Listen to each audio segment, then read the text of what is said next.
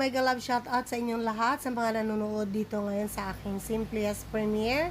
And maraming salamat sa inyong pagpunta at sa pag-watch dito sa aking premiere ngayon. So, guys, na-feature ko na po itong jar na ito. Simplest premiere lang ito, guys, kasi na-feature ko na nga siya noon pa.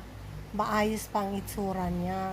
So, ngayon, na-con ko lang to siya, na-decide ko lang na siya i-premiere. Kasi bakit? I want you guys to help me find someone who can fix this professionally. It's only about ang height ng jar na to sa parang isang haba lang ng ruler. Ganun lang siya. Pero ang ganda ng klase. Bakit ko siya kailangan i-repair, guys? Kasi it was given to me by a Japanese friend of mine. Before I returned to Philippines, he gave it to me.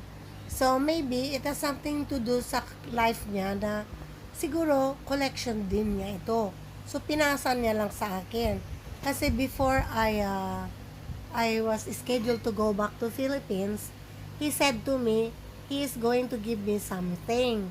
So, and that's something, I'm not expecting whatever he's telling me. But I wasn't expecting that it was a jar. And it's a nice jar.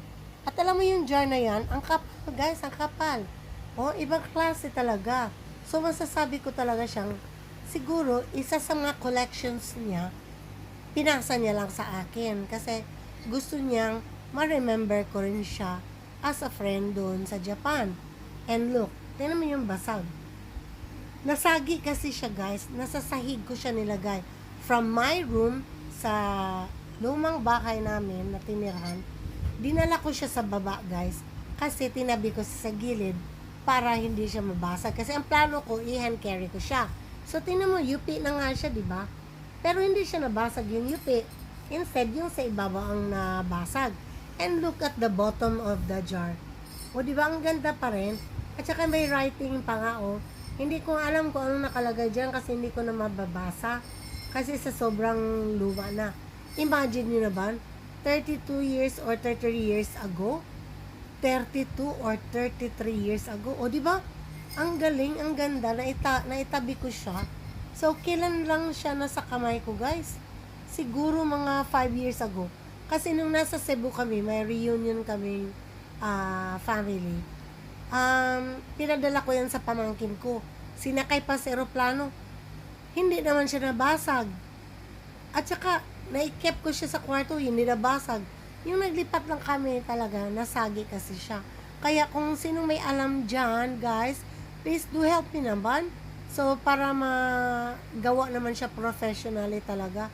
Ayoko naman nalagyan ng kung ano-ano na lang ilagay ko para dumikit siya.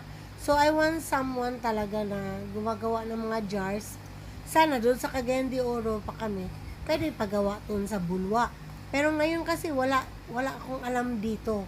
Kaya makikisuyo at nakikiusap naman ako sa inyo, guys, kasi valuable talaga siya sa akin kasi kaibigan ko ang nagbigay nito. Kaya please do comment, share, and subscribe din ha, guys. Thank you for watching. Bless us all.